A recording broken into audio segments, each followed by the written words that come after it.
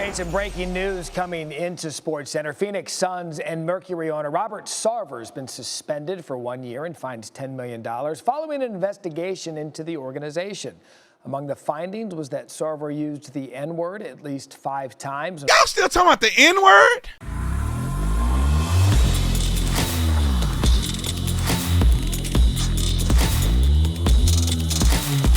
This video is brought to you by The Officer Tatum Store. The Officer Tatum Store, get your godly merch at theofficertatumstore.com. The links are in the description section. If you put in Adam 2024, you will get 20% off the entire store. So go there now. That's including my book and everything else. I don't know why I'm so generous. I'll tell you why. Because I love y'all. Like and subscribe to the channel. Hit the bell so you get notification anytime I go live and make a video. Make sure you still subscribe to this channel. Like this video. Comment on this video. Share this video. Let's get into this. This NBA story that Nick brought to me, my producer actually had it ready for me. I can't believe that the owner of the Suns is being suspended for a year and fined $10 million. I'm gonna read to you this investigation that they did into his 18-year period of time as being the owner of the Suns. 18 years. Let me tell you what the investigation yielded.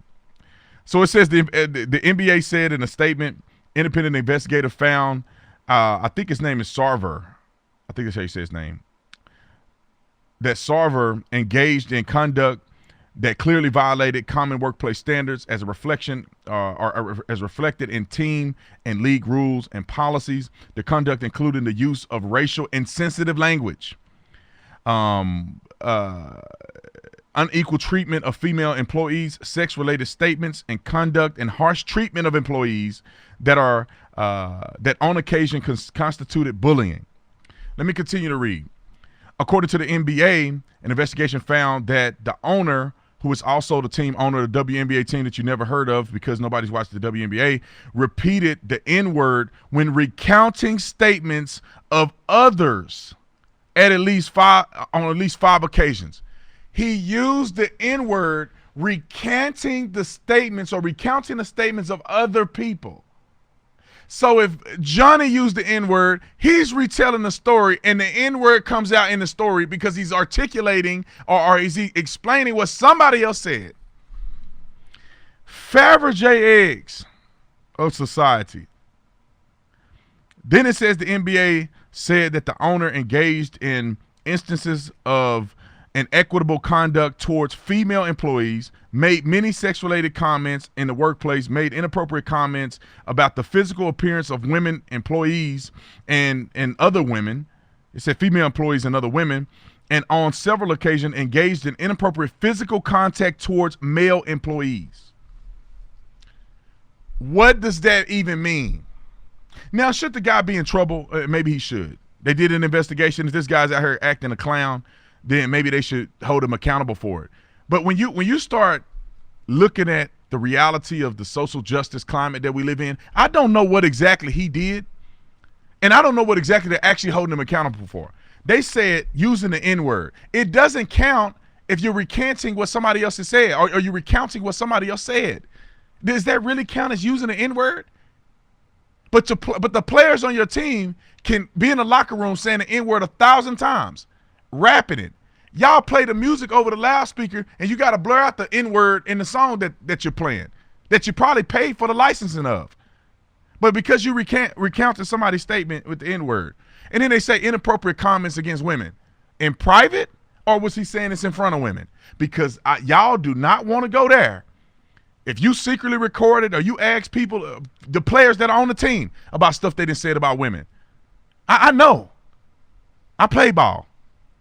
Of course we said a lot of stuff about women. Of course some of them women fine. And you going to say they fine. And everybody in the locker room up there rating them. Are they a 10? Are they an 8?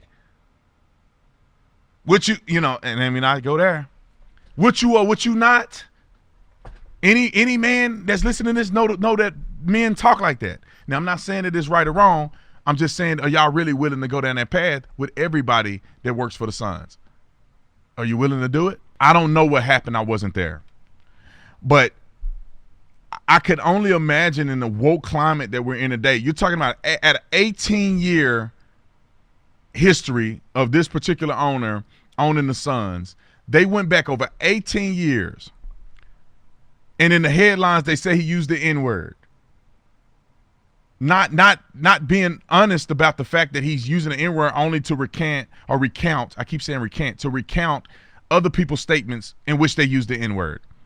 And then they talking about he used inappropriate, he made inappropriate statements against women in the way they look. I need to know, I need more information. You saying that he looked at a woman and made a comment about how good her booty looked. Now, if he said something like that, then hey, he in trouble.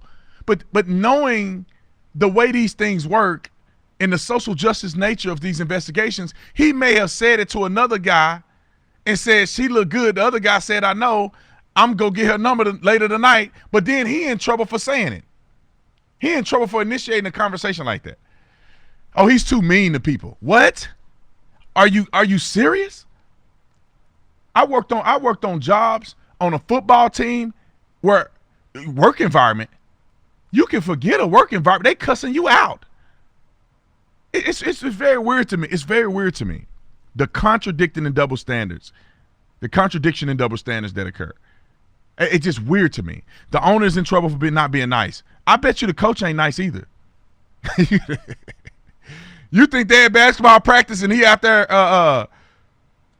rubbing their back and putting lotion on their feet? He probably out there ripping them. You think they have a good conversation after you lose a game?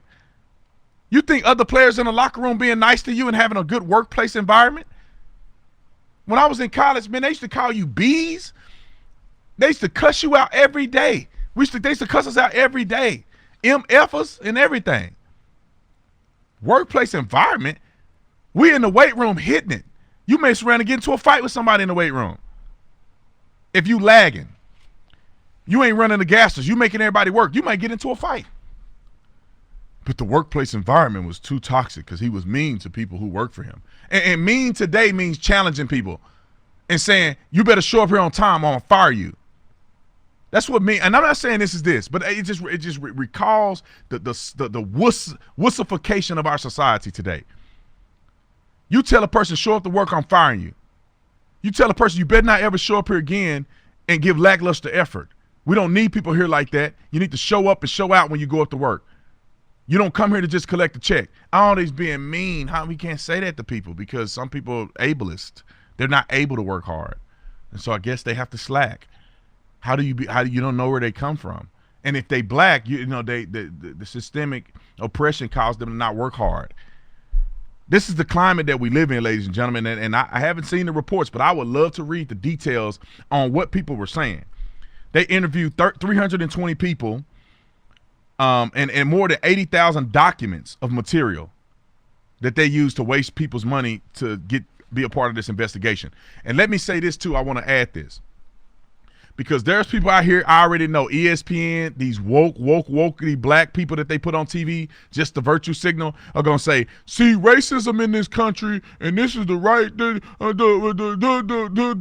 But when you look at the reality of it, he still owned the Suns.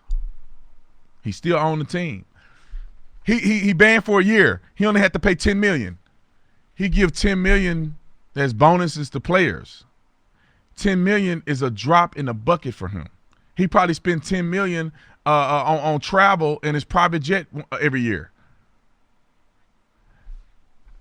He's still on the team. He's still making bank. This ain't really a hit to him. You just gave him a year vacation where he don't have to be around the NBA. He's still making money. He's still on the team. It's just virtue signaling. And this is the part that just eats me alive is the amount of virtue signaling that goes on in today's society surrounding these issues. Our people are so soft today. And I'm not for abusing people on at work, man. I have a great work environment. I treat people with respect. I love on people and everything. But listen, pansy, you're not finna just have it as a cakewalk. I worked in environments where they were toxic. So what? Who am I crying to? I just show up to work every day. And then if I get another job, I'm not finna go cry to HR and say, the guy is mean to me. He always mean. He look at me weird every day.